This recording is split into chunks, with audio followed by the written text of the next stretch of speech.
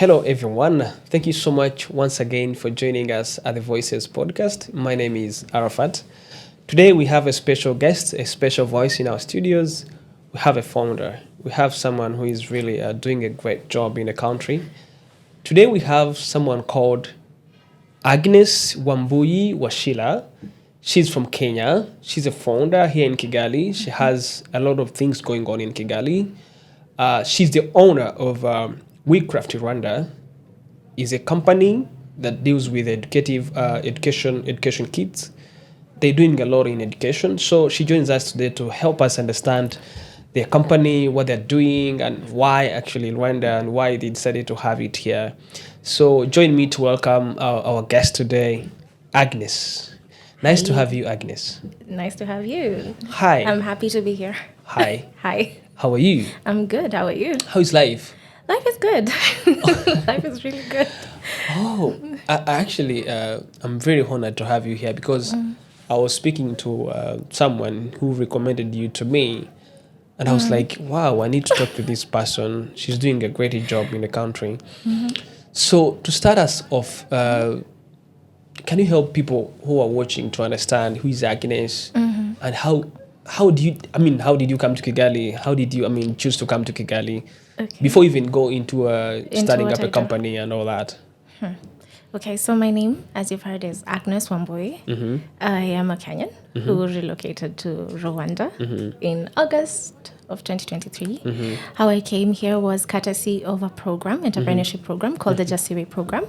And actually, how I found out about it it's an interesting story altogether. So in Kenya, I used to run a health tech company. So would deliver SRHR services to people who needed them.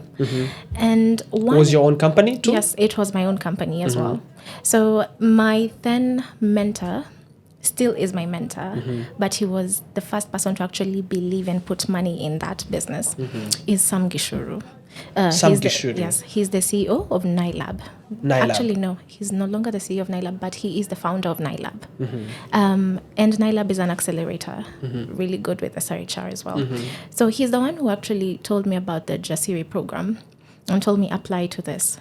So when I looked at the program, they were providing support for entrepreneurs, and they were to relocate them to Rwanda for 3 months for what they call a residential intensive. So for 3 months, you come, you meet people, you're supposed to form teams, and you come out with a business. And they fund you for that. So I thought, why not?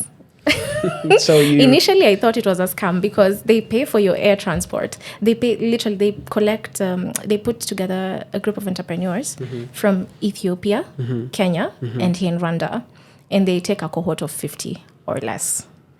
So they bring them to Rwanda, pay for their transport, pay for their accommodation for these 3 months, give them a stipend. And once you make it out of the program, they give you an investment of $10,000 to build your business. So I was like, this is too good to be true.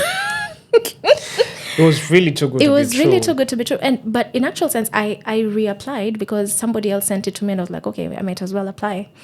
So funny story, I applied, went through the whole process, got to the last stage, failed. You applied using your own company in Nairobi? Yes. But the one for SRHR? Yes.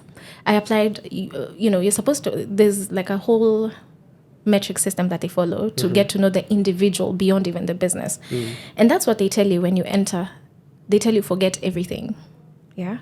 So did all the tests, everything, right? But I registered as an entrepreneur with what I had. So where was I? Yeah. You were at how you landed. I failed. Oh, you failed. I failed.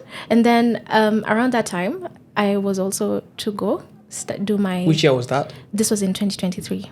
And that same year, I'd gotten admission to the University of Lund in Sweden to do my master's. So I was like, okay, since this didn't work out, I might as well do my master's. I mean, you didn't talk about your profession even before the bachelor's. Yeah. Okay, we'll go into... Okay. Sure. So yeah. And then I remember just praying, and I was like, God, if this is your will, then I will get in one way or the other. I didn't even finish the week. They told me, oh, we have space for one more. Come. They texted you that message? They sent an email. They sent an email? Yeah. And they're like, oh, actually, we have a spot for one more. would you want to come on And that board? one more was only you. Was me. Wow. And that was how I came to Rwanda. That was the player you played after failing. I'm telling you. So when somebody says, prayer works, that's what I can say. And very true. if something is yours, It has to be. It has to come to you. No one can take it away. No one can take it away from you. And the Jasiri program has been life-changing for me, to the point that even beyond the program, they still support me. So is Jasiri program still ongoing? It is ongoing, and it ended on your cohort, or they're also incubating more? They've done several cohorts. In fact, tomorrow there's going to be a demo day for the cohort that is just graduating. They always take in more.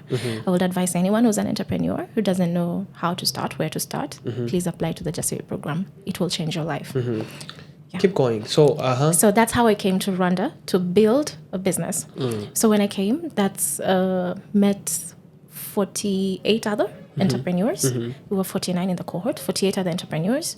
Got to learn about each and every one of them, and I bonded with some who ended up being my co-founders. Oh, wow. So that was how I came to Rwanda. But I made the decision at the time of when the residential intensive ended. That was in November. I had to go back home. And I was not yet decided at that point that I was going to relocate to Rwanda. So I went home, enjoyed my November, enjoyed my December. And then around Christmas, I remember just thinking, I think I'm making a decision to move to Kigali. That's how it came. Yeah. And then because I'd seen so much order, this country is so clean, so secure, so safe, so conducive for daily living. Which you had not the people, seen before. And where like people are so friendly, the systems actually work. And I saw the ease with which we registered the business, and I was like, if it is this easy to register the business, then the system works and we thrive. We're in the education space, so therefore we need systems to thrive. So that's how. And I made that decision in December, and I remember telling my family that I was going to relocate, but they didn't take me seriously. So come January, they were like, where are you going now? They never even asked me that question. They were like, oh, okay. They even didn't know that you had now succeeded in finding people to be your co-founder. Had you already decided your co-founders before you went back home? Yes, that they knew. Had you explained to your parents about all that my co-founders are from Kigali, now they are Kigalians, now I need to be together with them and all that? Yes, they knew that my co-founders were all from Kigali, and they knew exactly what I came to do here in Rwanda, but they didn't expect that it would be me moving, not them moving. Really? I get it. Yeah. So another thing to note, I'm the last born, so you can understand. The last born. I get it. An African last born, is a big thing to the parents, Yeah. So in January, all I did was pack my suitcases and tell them, okay, guys, I'm leaving. And they were like, okay, fine. So I left. And what I told them is I'm not coming back. But I think they thought it was a joke that I was going to stay in Kigali for additional 3 months and then go back home. So come March, my mom is calling and asking, so when is your return date? I'm like, there's no return date. What? And then she looks at me like... So shocked? Yeah, she was shocked because we were on video call and she's like, what? I say, no, there's no return date. I told you I'm relocating here. And then she said, for good? Yes, for good. She freaked out. Booked a ticket in April.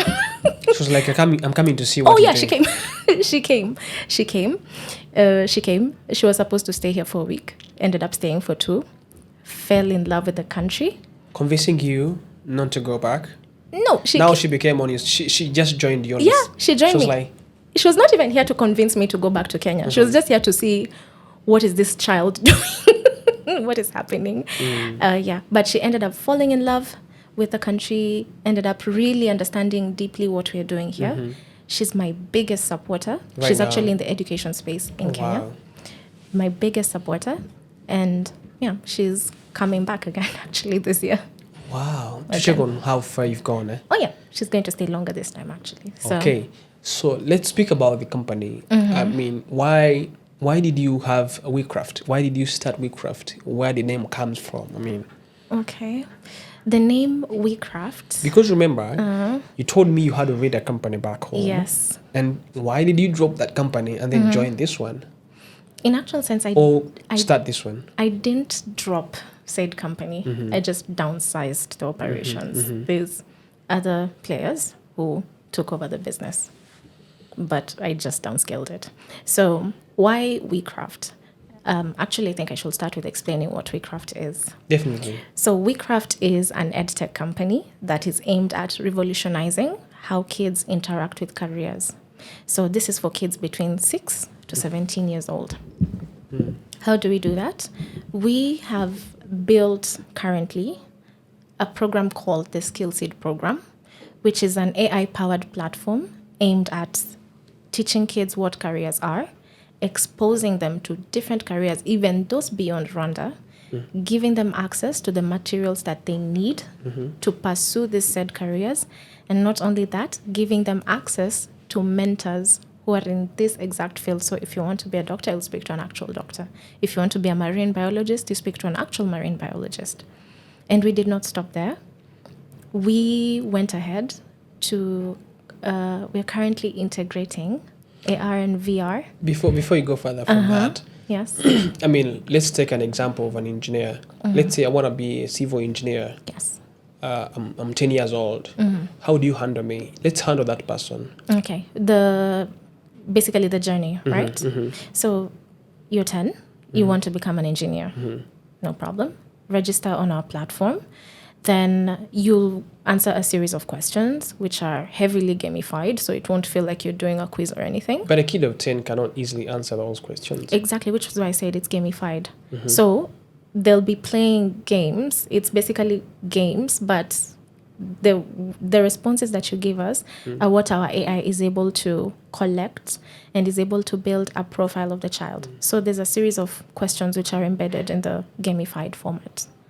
The one thing I want to understand, you said from 6 years to 10 years, to 17 years. And even our viewer to understand is if there are games that they play, but do they know that they're playing a game but answering questions? Or do you guide them, or do you have someone who guides them, or is the AI guiding them in a way that they can't tell, that makes them answer the questions the right way? I don't know. I'm not understanding how, let's say, a 7-year-old can play the game at the same time answering questions that will guide you to know what this kid really can do, on how to, proceed with this kid in the journey of shaping him or her in his career or her career. Okay. So the game aspect, that's pretty self-led by the child, right? So how they choose to answer, how they choose to interact with our program, that's up to the child. The AI that we have embedded is what takes the kid's responses, and that is what interprets it and builds a profile of this child. So by the time they finish the first stage, which is this gamified and answering questions stage, in our backend, we're able to see the profile, we're able to see the strengths, the weaknesses of this child. What entails these games, by the way? I mean, let's say the kid is playing a game. Let's assume maybe from 6 to 10 they play the same game. Let's assume. Like, what are some of the examples of the questions in the game or the games that they play? Is it easy to explain how the game is? Yes, absolutely. What is the best practical example? It's like, which one do you prefer between this mug and this mug? Which one would you rather? And there's a reward system to encourage the child to keep playing. So while they choose this over that, the AI has already recorded something because there's a response. If you're more inclined towards this jug, we know you're more maybe artistically designed, right? Inclined. And if you choose maybe this cup, we know you're more into STEM and related fields. And if we choose another option, we know where to place you. So the game itself is meant to be fun and very engaging for the child. So there's some points where, according to the answering of this kid, actually you find that this kid cannot even be a civil engineer. However, maybe he can be a doctor, or can be an artist, can be, a biologist, or can be, different careers. So Absolutely. the AI, actually, depending on how the kid answers, comes up with a conclusion of who this kid can be. Absolutely. And the aim of the AI, because it's aimed at helping parents better understand their children. And it's to bring to light what these kids actually like and to help parents better support their kids. Because to a child, they're just playing some games. And it's not just the game aspect that we collect data from. On this platform, there are videos that they can watch. On this platform, there's books that they can read. The more they interact with this material, of course, our AI is picking up on what are they reading? What are they watching? What does this mean? So the more they interact with our platform, the better we are able to collect this information. We also have challenges on that platform. So let's say this is engineering week. Build a bridge we've done that before, using toothpicks. The strongest one wins. Based on how much time this child spent on doing that challenge, we are also able to see, okay, is there something here? We are able to really tell a lot based on these different challenges. Even the IQ of the kid. Exactly. And that is how WeKraft started, actually. So WeKraft started from a point where, actually, let me just talk about that. Me being a child, at some point in my educational journey, I never thought I would amount to anything. Why? I used to fail in school. I was never amongst the people who are being called forward to receive prizes for their academic performance. So I never thought I would really thrive. Be someone in the future. Exactly. And when you're stuck in a system which only rewards academic excellence and grades, you begin to really think that maybe this life is not meant for you. And you start looking into alternatives, right? So I really lost confidence during those years of my life. And I really carried a big disdain for the education system. Because, truth be told, I was really good in debating. I actually did national level debates. You can maybe find some of my older clips. Yeah, sure. You're the one speaking, so you can't deny in grade it, debaters, I was really good. I was really good at that. And those, like, my family actually thought that I would become a lawyer. In fact, even most of my teachers thought I would become a lawyer. But my performance was saying something different. So your performance would not even allow you to be a lawyer? It wouldn't allow me to be a lawyer. Really? Yeah. Okay, cool. So I didn't think that I would amount to anything, not even this one thing that I'm good at. But that came to change because exposure. Exposure was everything. Exposure in terms of the school that I was switched to that valued more practical learning. Exposure in that school also brought to light other careers around what I could do then. And that's how I got to discover what I came to do in my undergrad. I actually hold a bachelor's degree in international relations and diplomacy, but I majored in international development, and I got first class. Wow. From a failure. Wow. Not from a failure, by the way. No, I used to Actually, that's something I never agree with people, you know.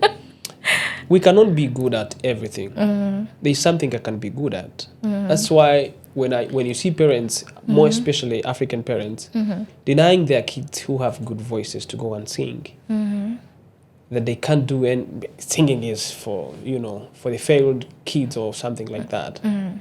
I just look at you and laugh because Yeah. if we are to look at the richest people out here, most of them are musicians, Absolutely. people who are in that field. Yes. But still, our African parents consider that a failed game, a failed career, And I look at it and say, come on. You can't even see yourself that there's success out there. Don't you see people who are successul who are doing that? Absolutely, yes. Have you seen a musician who is a failure, really? Even the one considered to be a failure is living a better life than someone who has a career. Do you get what I'm saying? Yes. A musician considered to be a failed musician is better off than someone even who is doing civil engineering. I'm telling you, yeah? Absolutely. So, and look at that parent, seriously. I'm telling So you. keep going. I'm sorry. Keep going to disrupt you. I absolutely agree with your sentiments. Because there needs to be a mental shift as to whom a successful and intelligent child is. For me, the one thing that I'll be forever grateful for is that my parents never pressured me, not a day in their life. They always supported. And this is something I'll forever be grateful for because they gave me room to discover myself. Before I even landed in that international relations and diplomacy, I did computer engineering for 6 months. And you couldn't fit. I couldn't fit. But due to their support, I ended up passing somehow. In my main exams, I passed, got government scholarship to university. But I did computer engineering for 6 months and I was like, this is not it. Because at that time, I love how you're faithful to yourself. Thank you. I mean, there's this tendency of our parents lying to us. I was the first in class. There's so many people keep lying to they keep lying to their children. They I was the best in class. I was the best in class. And even in public when they speak, because no one is going to trace their, record in education or maybe in their careers, they keep lying. I was the best in class. But when you look at the way the guy... Every parent was number one in school. I was number one in school. And you wonder... there was no other numbers in class. You are just only one. Number one. So, I mean, and wonders is that they keep telling that even in public. They keep telling even other people, not only kids. Because, I would say you're lying to your kids and that's okay. Yeah. But, but you keep telling us I was the best. I was the best. But when you go to action, we see what you're doing. Yeah. We can see that you're not the best. You're not the best in class, That's not something to lie about. Yeah. Jesus. I like that. I like that you really, when you acknowledge the weakness and you work on it, most of the time it benefits you a lot. Absolutely. But most of us, most people, we tend not to agree to our weaknesses. We tend to think that when we lie about ourselves out here, it will benefit us. Yet it will benefit us. Yet it actually takes us behind. Yeah. Because you tend to think that, okay, I'm this person, I'm telling people, Yet you're not the person. Yeah. And the more you drive that narrative of being the good person, the more it stacks in you. I'm telling you. And keeps telling you, you're the best man, you're the best man. Yeah. Yet Yet. you failed man. And people can see. Yeah. With actions, people can see. Absolutely. Okay, let's keep going. I love that, seriously. That's what I wanted to tell you. Oh, thank you. So there's... I did computer engineering for 6 months and I flunked out. Of course, my mom was not happy at all because she had paid for that. And I had, of course, that's wasted money, time. But I got to do what I loved and I excelled in it. And actually, my dad got to really see where I was going, per se, in my third year of college. When he picked up my transcript and he was like, oh my God, you're doing so good. So, and then I started traveling, like going to embassies and stuff and doing all this diplomatic stuff, like going to Model United Nations and traveling to do this Model United Nations. And he was joining, like, oh wow, this lady can be something, huh? Yeah, joining Young Diplomats of Kenya. Like it was opening doors for me. And my dad was like, okay, so there's something here. And by the time I finished, he was the proudest man in the whole place. I can see. Absolutely. And then there's a whole other story as to what I've done post that. But what I wanted to really emphasize is that there's need for parents to understand that there's different types of intelligence in children. There's up to 9 different types of intelligence. And being book smart is just one.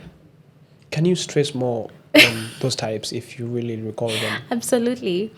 There is intelligence, let me just say it in layman's language, right? There's emotional intelligence, right? There's kinesthetic intelligence. There's intelligence that is about how making a correlation, because I can read a book, cram it, but can I understand how to apply what I learned into real life? There's that. There's intelligence that is in creative intelligence, like people who can look at maybe, say, this chair, and instead of seeing a chair, they see something else. Art, right? That's another type of intelligence. There's so much more. Remodeling things There's- and. Absolutely. There is so much more. And let me tell you something. This is something that we have discovered on our journey as WeKraft. There's two things that could help a child if you think your child is struggling. Number one, either the approach that they're having in school does not suit them. Maybe they're not the people to understand 100% when the teacher is teaching and they're supposed to cram this knowledge. Maybe they're into more of play, give them some Play-Doh, tell them to do some science experiments and stuff. Gamify their whole learning experience, make it more hands-on. That approach will work. And then you'll start seeing the results of that. Maybe your child is not slow. It's the approach that is wrong, The right? approach is that strong. Absolutely. And secondly, maybe this child their self-esteem has been torn down so much that they no longer believe in themselves. That was me. Right? Yeah, even the handling of your parent can also turn you down. Absolutely. That was me. But for me, I had encouragement at home. It was in school that I really did not thrive. Like anytime people are being beaten for math, I was there. Science, I was there. So it really broke my self-esteem. But the one thing that I would encourage parents to do, and that's why we're encouraging them to sign up on our Skills Aid program. Please get to understand what your child does really well. Encourage them there. Trust you me, you will see results even in this academic part. All a child needs is a little motivation to believe in themselves and they can do anything. If you can give a simple advice, how would a parent determine what a kid can do, depending on what you've seen, studied? Maybe, if it's in your programs, how can a parent really identify what a kid can afford? Because, we rarely be with these kids of ours, We rarely stay with them. They spend much of their time at school. Absolutely. And there's this thing I don't like of giving kids a lot of homework. Seriously, I don't like it. They've made parents teachers, yet they're supposed to teach, Come on, they do it. They give homework every day. There's this school where my kid goes to, Come on, I don't like it. Every day, they have to come with homework. Yes. You're supposed to do that job, man. Maybe what I can do, I can help you maybe to, once in a while, help him go through such stuff. Yes. But why would you make me a teacher also at home? Not all parents can read and write. Yeah, Do we agree? This is true. So it's like, if my kid, maybe, luckily, maybe I went to school and I can afford to do the homework for that kid. So that means there is a way, I think it's also somehow connected to emotional kind of like, there's some kind of, I don't know how I feel it. Because let's say if your kid comes home and you've not gone to school, you can't read, you can't write, and you can't afford to help this kid, and my kid comes home, I can help him every day. So do you think these kids at school, they perceive that the same way? Because this kid feels like, my parents can't afford the thing. You're better than me because your parents can do this. What do you think about, when I look at that myself and analyze that, I see that it's not good, seriously. It's not really good. Schools out there, if you can hear me, I don't like it myself. It's my opinion, because I judge it this way. Not all parents can afford to do homework for their kids. With their kids. With their kids, yes. Some don't do with their kids. Some do for their kids. That's wrong. They do, because sometimes I come home when I'm tired. I feel like, okay, cool. Where is your homework? Absolutely, yeah. What is it? I'm telling you, they do it. And then tell the kid, okay, this is your homework. Because, man, I don't have that time to play with you, to shout with you when I'm tired, and you know that. Yes. So at some point, I know they do it. But imagine this other kid who has a parent who cannot afford even to read the homework. I understand. These two kids, when they reach at school, do you think they are at the same level of understanding? Not really. Not really. And even the way they see things, they say when they go at least maybe in grade 2 or grade 3, now their kid starts to understand things, eh? Yes. Can even differentiate that, this one has a parent who can do homework. Me, I can't afford it. So emotionally, this way it affects them. So I'm sorry to distract you there, but I wanted to stress that. Yes. So going back to what you were saying, I want us to, we were talking about a 10-year-old kid or 7-year-old kid. That's where we started from. Yes. Looking at the journey of this kid. So now we've finished educating the kid or grading the kid using the AI tool. Where do we head next? Exactly. So once we've profiled this child, right, we are able, or rather the AI itself, is able to recommend them more tailored content. So think of it as how you train your YouTube algorithm. If I open my YouTube right now and you open your YouTube app, our recommendations are very different. Why? Because you have trained your app some way differently from mine. That's what we aim to do, to be able to recommend the best available content to support this interest of the child. Videos, books, trips, because you do trips as well, right? And mentors who are in this field. If you're more towards, let's say, music, why would we recommend to you a scientist? You understand the purpose of training. That's what we aim to do. Another thing that we aim to do is we've received this question so many times when parents are like, oh, I have a child who says they want to do career X, but I want them to do career Y. How can you help me? We are not here to teach your kids to do become the career you want. Yes. We are here to bring to light and to give access these kids the tools that can help them have their career that they fit in. Absolutely. And you might actually be gobsmacked, because this is something that has happened before. Your child tells you they want to be this and this, right? But once they take our test, you discover they're not what you want them to be. There's a whole other field where they fit in, and so well. And that's the purpose of what we do. Actually, the roots of WeKraft, as I said, it was because my experience itself and also that of my co-founder, my CEO in particular, he also didn't have a very good educational experience. He was also not amongst the smartest, the brightest, to a point that he ran away from school. He was a truant at some point. And it took one of his teachers to speak to him and tell him, listen, I see so much potential. Why do you waste it? Tell me how you do X. And when he sat down, it was actually math, right?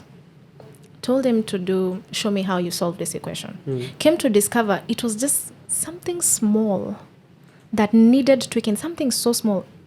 The way he teaches, it's not how this man was understanding it, this boy was understanding it. So he had to tweak his approach. And immediately, this boy became good in math, which made him know that he can actually be good in all these other things. So it was a common love for academics, but also understanding that the current educational system needs a change. We cannot, in this Rwanda, you have $32 million invested yearly in education alone. And yet you have over 800,000 graduates who are wondering what next and are waiting for employment. The honest truth is that the white-collar jobs will never be enough to absorb everyone. But that's a naked one. That's a naked one, truth, man. It's true. And actually, it is phasing down than going up. Absolutely. Because with the coming of AI, with all these robots and everything coming up, we need to think of the next move, man. Yes. Because the white collar jobs are being taken away. Yes. If the robots are even taking away the jobs of the so-called uneducated, where they're now serving in restaurants and doing all that, what does it tell you? That You know, Yeah. I understand what you're saying. You can seriously. only go so far, right? So there's need to not only teach our kids how to read and write, but to equip them with skills to survive beyond the curriculum. So that is where we started with WeKraft, right? And how we started was we started by doing in-person programs, bringing the gamified aspect to schools. So how are we doing it? We were being called to schools. The teachers will give us the science experiments, like the science topics that they want us to cover, and we'll create experiments to mimic what these kids should be learning. So we did in-person programs. They were successful. And then in our ins and outs, the teachers started asking us, why does your program end in the classroom? Learning does not stop within the four walls of a classroom. How about they continue this journey at home? And truth be told, we were also struggling with that because anytime we'd go and do the science experiments, the kids would want to take the kits home and we just couldn't let them. And that's how the toolkit came. It was a very small box. I think I have like a box representation. So this little box right here could carry up to 6 different science experiments. Show it in the camera. The name. I mean, Okay, here. here. Okay. This is how it is. Okay. This is how it is. So this small box could contain up to 6 different science experiments that the kids could do anywhere, right? So that's how we transferred learning beyond the classroom. So the kids now could do their own science experiments at their own time. And that's how you had even the website? Yes. That's how we and then we thought about digitizing the experience. But we sat down and we were like, okay, it's good enough that the kids are starting to enjoy their academics. They're starting to understand STEM subjects better. We're getting more girls interested and, thinking positively about STEM subjects. But what about beyond the classroom? We still have not answered the question of what happens next. You'll pass exams, but if you've not been equipped with skills, what happens next? Let's stop there. I want to listen to whether this... Continue. Where was I? Oh, yeah, about the... It's fine. Oh, yeah. We thought, what next, right? And if you look at the statistics, they're very damning, right? Actually, I'm going to just read them as they are. You have up to... Let me see. Actually just the statistics of the current, I call them this is the symptoms. These are the symptoms of the current education system. You have over 85% of youth in low income countries lack necessary digital and job specific skills to secure employment. Over 85%. That's in Rwanda? That's according to UNICEF. Yes, that's in Africa. In Africa. Okay, cool. You have 40% of college graduates regret having their course, their major choice. Course, and a further 85% of people absolutely hating their jobs. And that is by AFDB, African Development Bank. That's a big number. So what does these numbers tell you? That the choices were wrong, and based on maybe cultural beliefs that you should take this one, maybe lack of career guidance, maybe so many things.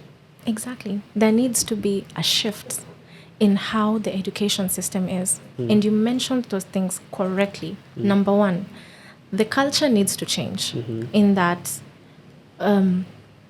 this is the course you should be taking, this is what everyone is doing, so do that. I'm taking it and I have no passion. That's why we have 40% of people absolutely hating what they did, right? And then you have over 85% who do not have the necessary digital and job specific skills.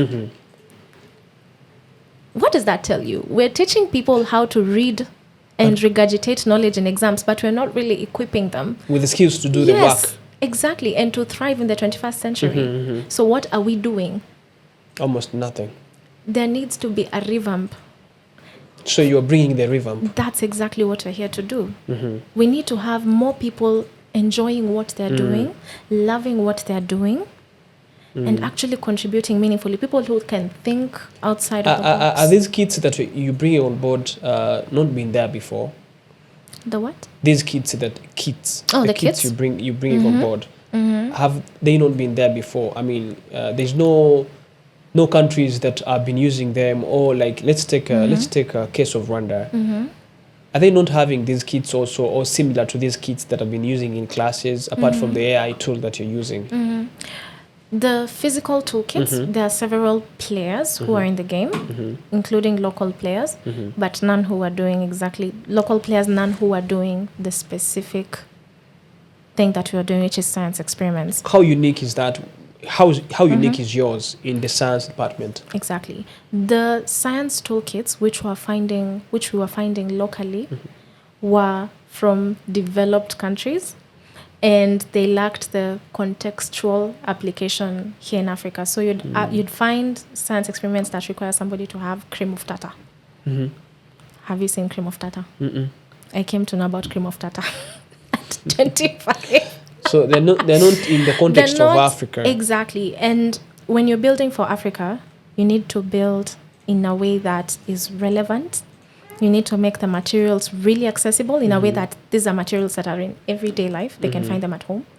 And they need to be really cheap, but also do the job. And for us, we had the advantage of we were doing everything as per the Rwanda Education Board. We were not going beyond that at all. So we were very specific, and we were addressing the needs of the Rwandan education system. But then the platform... apart from that, like, I'm sorry if I've cut you short, but what other challenges that you are seeing in the education sector in this age group that you're focusing on, 6 to 17? Which other challenges are you seeing, and why did you choose that age bracket? Very nice. The challenge that we saw is that, number one, kids are being taught how to read and write. We are teaching them historical dates, names of rivers. But who is teaching them personal finance?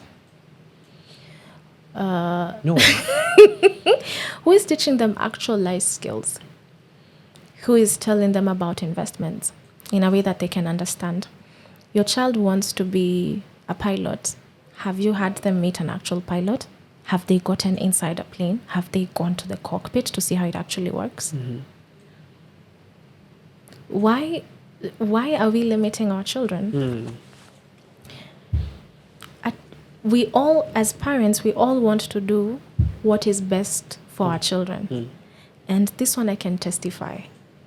Exposure is the best gift that you can give to a child. That is why parents spend so much money taking their kids to really good private schools, because they know the value that is there. But in actual sense, while private schools go beyond because they also have more resources, there's where we come in, which is schools also have their own terms. At the end of the day, the goal is for the kid to also pass in exams, right?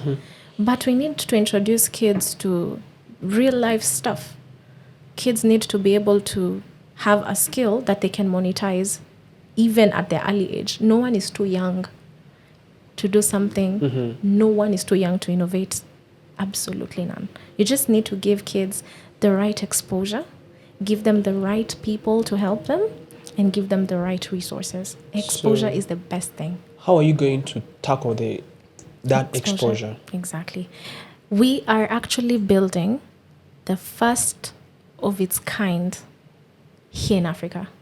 The platform, the skillset platform, it's the first of its kind. The skillset platform? Yes. There is none like it here in Africa, and we're happy to be the pioneers. But even in developed countries where we've seen so we've been to Moscow in Russia, we've gone to the UAE, we've gone to Qatar, we've spoken to some people in the US. I'm schooling in the US at the moment. There are similar programs, but none that go in depth like our skill seed program. Tell us about that skill program. How is it? The one you're talking about that is unique. Yes. It is the platform where, based on what your child answers or based on the interest of your child, we're able to profile them, and not just profile them, give them access to the content, the resources that feed this interest. And not only that, because our goal is to not say, okay, your child is a civil engineer and we're only going to give them civil engineer content. No, it's a whole digital playground, because we understand also kids' interests change. Today they might want to be a civil engineer. Tomorrow they want to become a doctor. A doctor, yeah. That's what our platform is for. Why, as adults right now, a lot of people were figuring things out when they're picking the courses that they want to do in college. Why? This is something that you should have already figured out way before. Even in primary. Exactly. Why are we playing? We never play with medicine, neither do we play with our food. Why are we playing with our futures? It doesn't make any sense. So the goal is for kids to get on this platform, learn about as many careers as possible. And you ask about exposure, right? I'll have you know that the mentors on that platform are not only from Rwanda, meaning that these are people in careers even beyond those that exist in the Rwandan space. We have gotten mentors from all over the world to sign up, and each and every one of them is doing something completely different. And how do you recruit a mentor? That's something I want to know about. How do you recruit a mentor? Okay, so our mentors so far have been people whom we have met on our journey, and they've loved what we do, and they come on board to offer willingly. You've not hired any mentor? No, they all come on board willingly, but they do make, a cut, some money, because the platform is on subscription basis, and of course they get some money out of it. We shall come to that, how you make money from that. But yes, but they come on board willingly. All of them, people from different walks of life, people who are parents of kids who have interacted with our programs and they feel strongly about it. And then they set in career and they were like, okay, I'm going to come and also and they volunteer their time, their effort to mentor kids. So with this platform of yours, how do these mentors, talk to kids? How do they meet kids? How do you plan to, these mentors to meet kids? How do they interact with kids? Okay, everything is online. So, okay. Let's say. But yeah, I wanted to I know. show you. It's the website, we shall put it there. But once they sign up, there's the option to book a mentor. So according to, as I said, how you've answered your questions, and we see your inclination, we recommend the mentors. It's the AI that recommends? Yes, it's the AI that recommends, same way as your YouTube does. Sure. But then again, you also have the child has the privilege or the right to search whom they want. Let's say they want to speak to a pilot, or maybe they want to speak to an artisan. They can search and they can get to see all these people, and they can get to book a session with whom they want. All the mentorship sessions take place on our platform and are 100% monitored. 100% monitored. How they speak to this person, we what monitor. They do. So when a kid books an appointment, you are notified. The parent has access. That's something else. Once your child, there's no way a child can join SkillSeed without authorization of the parent. So when your child books a mentorship session, the request comes to the parent, and it is you, the parent, who's supposed to accept, say yes or no. And you as the parent will also have overview as to how the mentorship session went, and you're able to also rate the mentor. If they provided good value, 5 stars. If they didn't, 1 star, and you get to say why. Is this mentorship done on, is it visual? Is it written? It's video call. It's video. Video call. Yes, so you get to see whom you're speaking to. And they're usually between 30 minutes to 1 hour. So that means if you determine that a kid is likely going to be a civil engineer, and you see that the kid has the skills, has the ability to be a civil engineer, depending on how you do the analysis, So once you recommend him to a civil engineer and you have one on your platform, this civil engineer finds time after the kid books an appointment and talks to the kid Yes. online, Yes. visually face to face. I mean, sorry, not face to face. I mean, On the video. on the video. Yes. Can they have face to face conversation? Yes. In person? We, as WeKraft, we do not recommend that. That will be done purely upon the parents' own, if the parents want to do that. But for us, for the sake of safety and for the sake of us having control, we would encourage that the mentorship sessions remain online. Because there we have vetted all our mentors, each and every single one of them. We have confidence in the people whom we are bringing on board. But we like to be extra sure and extra safe, and that's why we keep all our interactions on the platform. So that in case of anything, you cannot point a finger and say, it's WeKraft to introduce to this person. No. So that mentor answers all questions a kid might have about that. Yes, and they steer them in the right direction. How are you sure of the right direction?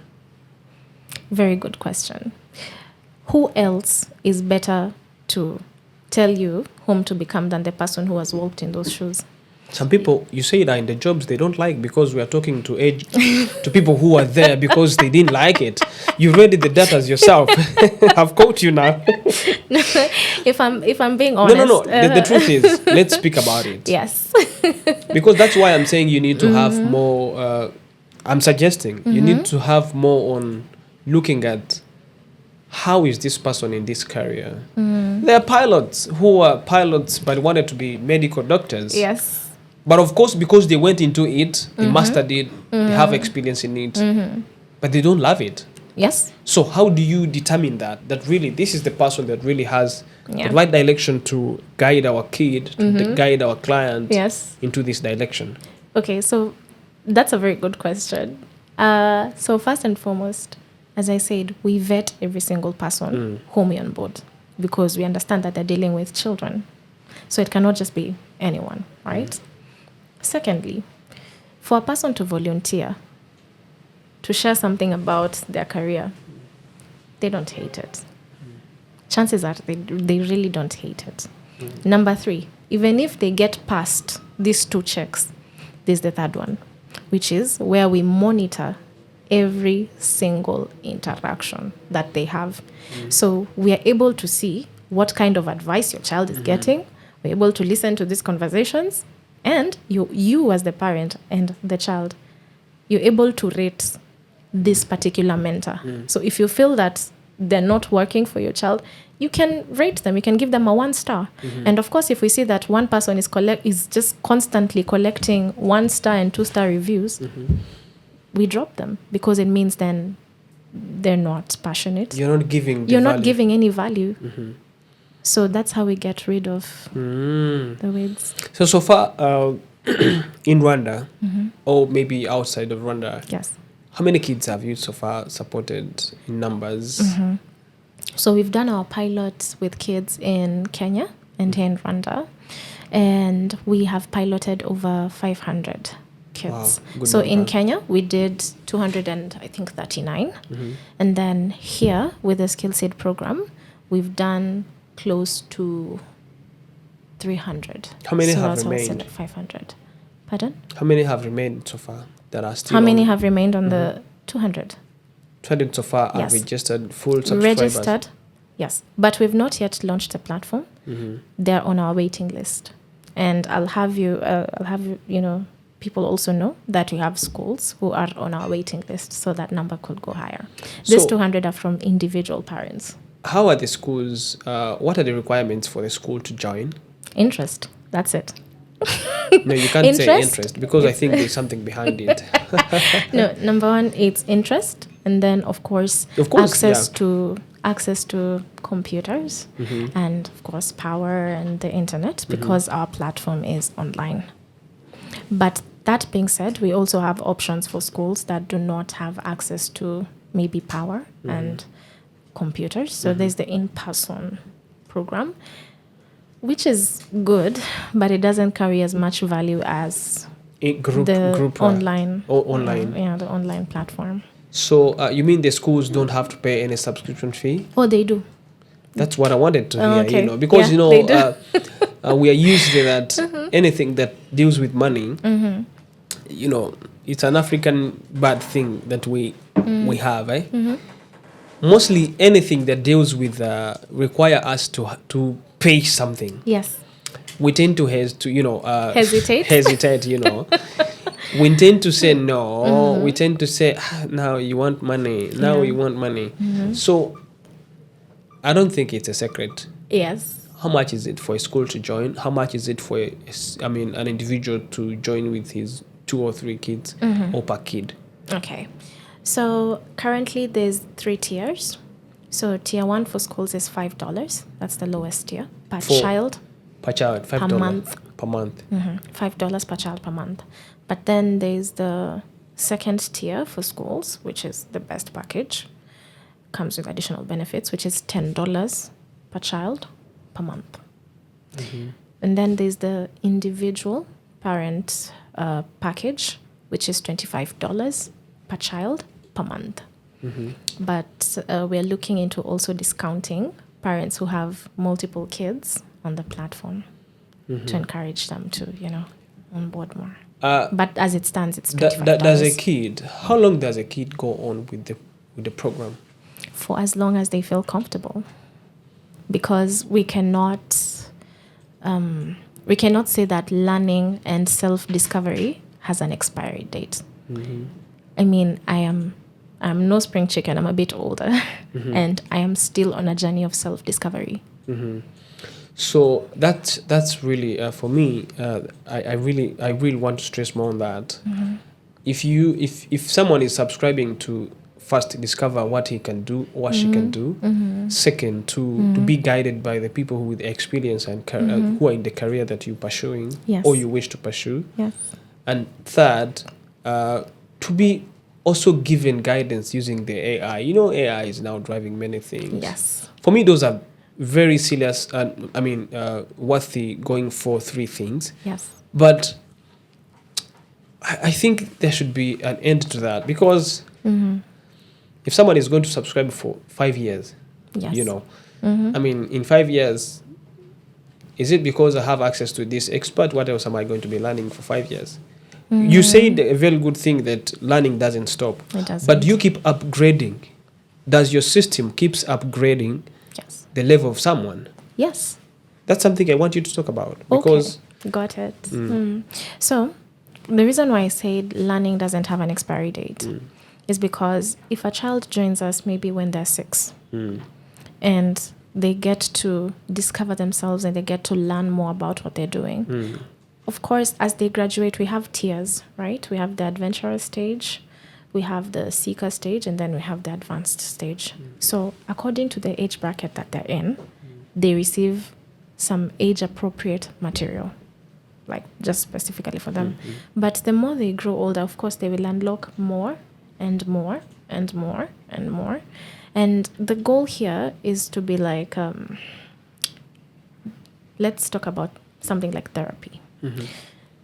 When do you need therapy? Other people might argue every single time it's good to have therapy. But then there are those who do therapy also on a need basis. So I will always seek out the services of a therapist. Yeah, on a need basis, right? That's how we want our relationship with our students to be. Whether you feel that it's beneficial for you on a consistent basis, well and good. Go ahead, explore all the material that you can on our platform. There's tons and tons and tons of materials in very niche, varying from like the common careers to very niche, very, very niche careers. The thing is, learning never stops. And learning is supposed to be fun. And we make it fun. So for as long, treat it like a relationship with a therapist. If it works for you to go every other time, very good. We encourage that. But we are also here for you, even on a need basis. When you feel lost and you feel like you need to rediscover yourself, you're welcome back on our platform. But you can drop anytime you want. You can drop. It's okay. There's someone but we wouldn't encourage. can clients, people who wants to join, have access to the experts you have prior to joining? Because why I'm asking this, perhaps there's an expert I've been yearning to speak to. Yes. Or there's an expert I feel like my kids should speak to. Yes. And I know that expert is on your web or is in your is under your access. Yes.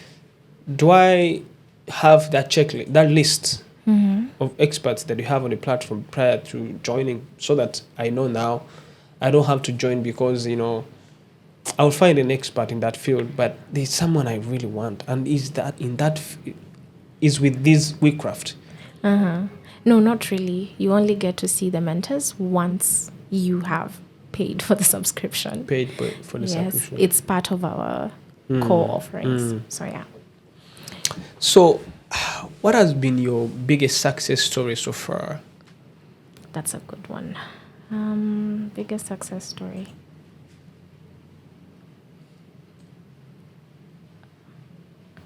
How do you define success? Okay, I'll define it in two ways. Easy. Impact. Speak about all the success you've had so Okay, far. Because when I say big, maybe you're trying to choose which one that really works better for the big thing. And okay, cool. I'll talk about the two main ones that immediately come to my mind. First is on impact, right? What we've been able to do. I would consider a statement from both a teacher and a parent who came to give us feedback.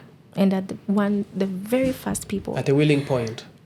Yes, because we discontinued the toolkits on hold to really focus on the digital platform, which is what we are launching later on this month. And they were the very first people to sign up their kids and prepay for this program. And it is because it's the best feeling ever when parents come, and they even gave us a shout out even on LinkedIn, telling us that our program did wonders for their child. We brought confidence back to these children.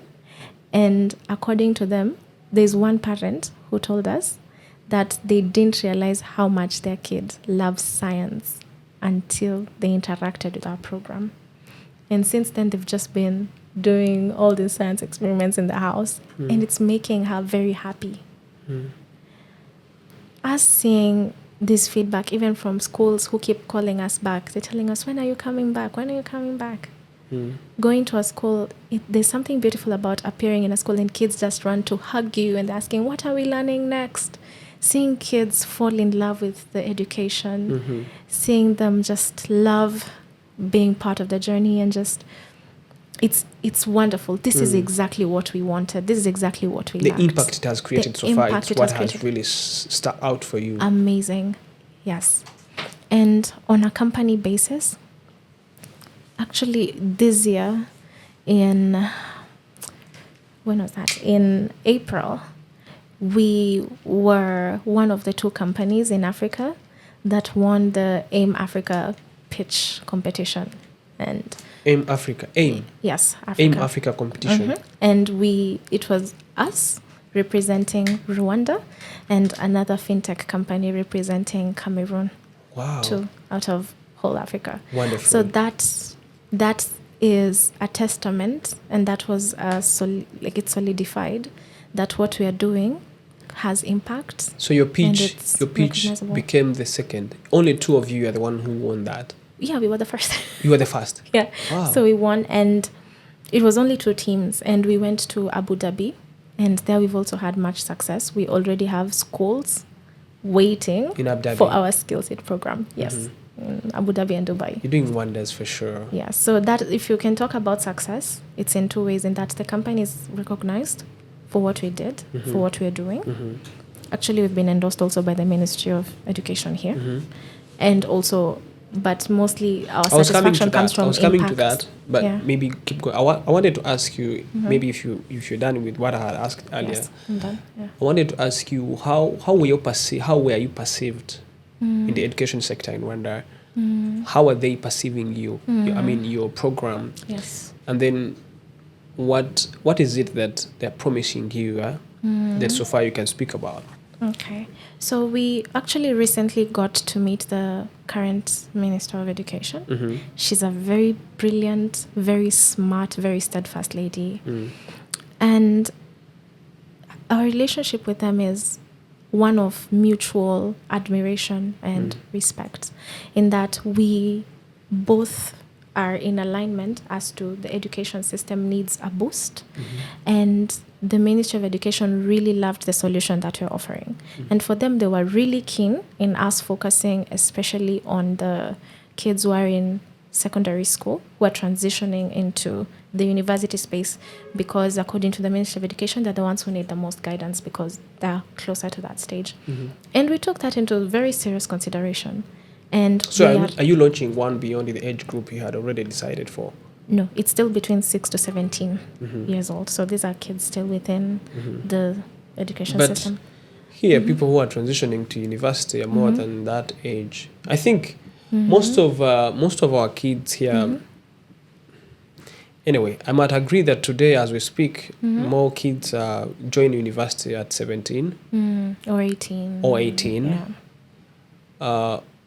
But unless you're going to do it in O level, start with O level, Yes. would be my simple opinion advice. Okay. Yeah, got it. Because if you go to high school, if you start with high school, some will be left out. Yeah. That's what I think. Maybe O level, because that's senior 3. Those are kids who are, those who finish senior 3 here are in 14, 15. Yes. So that means you give them like 3 years as they go into high school. Yes. I think you would start with O level. Because high school is 2 years here, you know that. Oh, yeah. And I think in Kenya, I don't know. High school for us is 4 years. So it's... Yeah, we have has ordinary level changed. and advanced level. So ordinary level is from senior 1 to senior 3, and then advanced is from senior 4 to senior 6. Okay. Okay, that's So, yeah, cool. we That's cater- cool. we So they cater to- advised you that you should actually have one for those who are joining university. Huh? Yes, for that target demographic who are in, I'm just calling it secondary school because that's how I call it. But yeah, in that secondary school space, because they're the ones who are transitioning in that Yeah. space. If it's secondary school, yes, I understand it's from Yes. senior 1 to 6. Yes. But they really loved the whole concept, and for us to start from 6 to 17, they absolutely loved it, and we are co-creating. So whenever as we are building this platform, they know everything that we are doing, and we're giving them the chance to also give recommendations. So that has been a very, very good Is it a secret blessing. if I ask what are your requests from the ministry? I don't know if I can share that. Cool. Now I understand. Leave it. It's okay. It's okay. It's okay for sure. It's okay. So with schools, the only way to work with is subscription. If they subscribe and they Yes. have the interest, then good to go. Then good to go. With the parents, it's the same way, interest and then good to go. subscription, good to go. The $5 you talked about are for which kids? In schools. So in school, there's 2 tiers. There's $5 and then there's $10. $5 is who and $10 who? It's the school to determine according to their budget. But of course, the $10 tier carries more benefits than the $5 tier. So it's a school. what entails or what is included in $10 is different from what is included in $5. Exactly. They get Okay. more access, and I might say more value. Yeah. Wow. So it's according to the budget, so we leave it open. But we are encouraging organizations, donors to come on board and actually help us get this program to schools, to more schools, including those that cannot afford our program, because every child deserves a chance. Every child, the same way we say quality education is a fundamental right, same as exposure. Same as exposure. Wow, I like that. So today, as we speak, in Rwanda, you said in total you have 200 schools that are already on the waiting 200 list? individual kids on the waiting list and 8 schools. And 8 schools. And those 8 schools are in Rwanda? Yes. So each one of, like, how many kids are in each school? Because, are the kids all joining? Because that's a big number that will tell really how many that now are going to be impacted. Because for me, I love to dissect numbers down. Because for me, when you tell me, like, I heard this thing of, researchers saying 65%, 10%, 20%. Yeah, but what does the 10% That's for mean? your fellow researcher, bro. Yeah. It's not for me, yeah? Yes. Because if you tell me the percentage, I don't know from which number, where do you get the percentage? So let's assume the biggest school among those ones has how many numbers, and maybe the list has how many numbers, because we can know that maybe 500 kids are likely going to benefit from this project soon. Yes. If you recall the numbers. Yes. So there's one that had 450 come on board. And the least we have received is 150. Wow. And you have already 8 And that was from 3 classes. You say 8? 8 on the waiting list. Wow. The impact is going to be huge. Oh, and then this waiting list, they're not, my apologies, they're not all in Rwanda. Some are in Kenya. Oh, wow. So for individuals, I wanted to ask, what is next for WeKraft now? Like, what is next? What is After next? all What you that, should expect. Right now, what is in the pipeline? Right now as we speak? What is it are you working on? Okay. We're working on launching the platform later on this month so that people and parents and the kids are able to enjoy it, interact with it. We have done some pilots. So we've been able, right now we're just back in-house to adjust according to the feedback that we received. And we're really excited to basically launch this so that people everywhere can be able to enjoy our platform. And that is here in Rwanda, in Kenya, and in the UAE. So we're excited for that. That's our current step right now.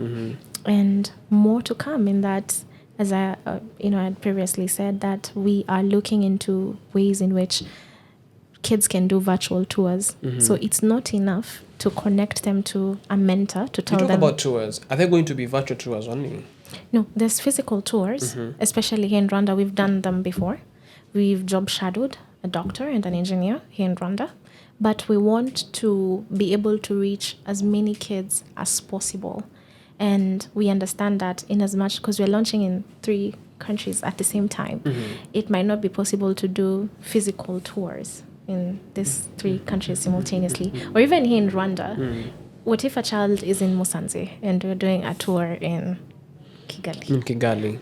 Yeah, there needs might to be conveniencing or kind of. Yes, and this should not be something that you take weeks to plan. It should be, if I want to see how an engineer works, I should be able to just see how an engineer works.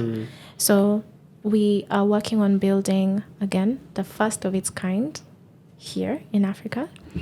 An online tour platform. Yes, AR. It's going to be embedded in the Skill Seed program, so stay tuned. Cool. Yeah. So for like people out there who are watching, how can people support you apart from joining the platform? Oh, okay. Apart from joining the platform, because I might want to support, yes, but maybe I don't want to join the platform. Okay. I'm not yet sure that I have to join the platform. Give my kid join the platform. Yes. What kind of support do you really yearn for? So we would like support in 2 fronts. So we have a financial front and the non-fiscal front. So we are actively in a season of fundraising. So we're fundraising 500,000 USD to be able to scale our platform and to build it to the spec that 500,000 USD, US dollars. So if someone is watching and you're an investor, please contact us. Yeah, sure. Please contact us and reach out to us, and we'll be more than happy to show you what we do, and we'll be able to have that conversation. We accept grants, and we're raising in safes. So that is nice. And non-fiscal. Now, to support us, we would absolutely love if you could come on board and give us feedback around what we're building. We thrive on feedback. So if you could interact with our program, give us feedback. Tell us this is working positively or this is working negatively. We want your feedback. Is the program now free to use? Yeah, for As we now, speak, before the launch? in the pilot, In the it pilot. was. But Right now, okay, it's blocked now. yes, you have to subscribe, but there's a freemium. There's a freemium. You can use it for free, but to gain the full version, you have to subscribe. But of course, you'll have access to the platform. You'll be able to see what you're all about. There's the freemium version. Don't worry about that. You'll be able to interact. Another thing that will really help us go a long way if you're watching is word of mouth. Just Spread the word. spread the word about what we're doing. You never know where this could land. Sure. Please spread the word.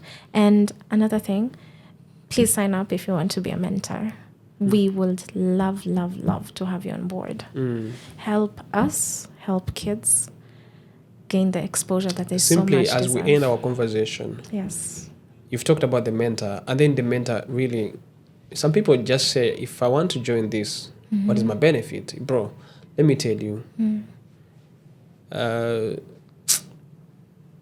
We might want to educate our people, but some people are always after things, after money, Yes. after finances and all that. How does someone benefit from, being a mentor on your program? Well, there are certain incentives that we have for them. I can't mention all of them because it's contractual. But first and foremost, they'll have access to a wider community of other mentors. So if you're a person Will be who's really exposed interested in there's something called connections. Your network is your net worth. So that's number one. So we are giving you a whole pool of access to all these individuals whom you might meet, talk about, who knows where that conversation could lead. Secondly, there's also, of course, the financial, because you'll get to earn also something small out of your mentoring. The rest is contractual. I can't really talk about it. But those two are upfront. And also, I think, to me, beyond the money and the network, there's satisfaction. There's satisfaction in that you helped the next generation Definitely reach to where they're supposed to be. And this is something that I will always say. The minute we realize that you are not put in this world to just be of service to self, is the day that you'll actually live a very enriching life. Sure. You, me, everyone, we were all put here for a reason bigger than our own self-existence. And we should aim to help other people. I always tell people that we're here to serve others, not ourselves. Exactly. So the satisfaction that comes from helping other people, that should actually be the main driver of anything. So yeah. If there's anything that I've forgotten to ask you about your company, and you feel like, or you felt like you wanted to stress it out, please. I think it's to just tell people to just go. Our website is www.wecraft.co.co. So please search us up.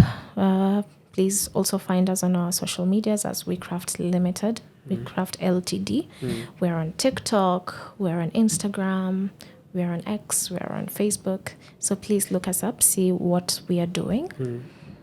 And we really hope that from this episode, we'll find people who are interested in also learning more about what we do. Please come visit us. Our offices are at Nosken in Kigali. Our numbers are also on the platform and on our social media. Please DM us, give us a call, let us know. Wow, it's been a wonderful conversation. I like it. I think I'll make sure my kids join too. I would love that very much. Yeah, it's Thank really you. wonderful. I think when my kid reaches that age, we have to join. It's quite soon. Yes. So, to our viewers, you've seen it, you've heard it. Today we've had a very nice conversation with Miss Agnes. Yes, Miss. And Miss Agnes has really told us a lot about their company. And of course, this is not just about their company. It's more of, you can get from this company. This is a company that has come to shape education and make sure that at least we advance from the traditional way of learning to a more modern way of learning and, beneficial one. So go out, check out this conversation, get to know about this company, WeKraft. And of course, if you can, take your kid or make your kid subscribe. And of course, the benefits are ahead. See you next time, and thank you for watching. Bye for now. Bye.